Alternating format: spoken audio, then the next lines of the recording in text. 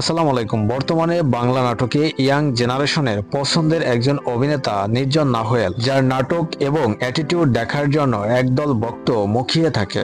অতি শীঘ্রই আসছে নির্জন নাহুয়েলের অভিনীত নাটক খুনসুটি। নাটকটির গল্প লিখেছেন নির্জন নাহুয়েল নিজেই। নাটকটি পরিচালনা করেছেন সৈকত রেজা।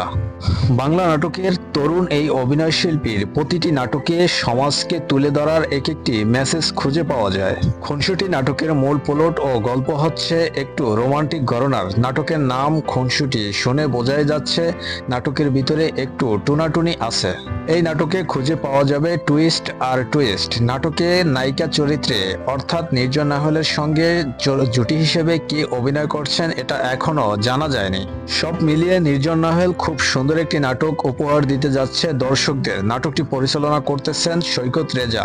আশা করি সৈকত রেজা নাটকটি খুব সুন্দর করে নির্মাণ করবেন।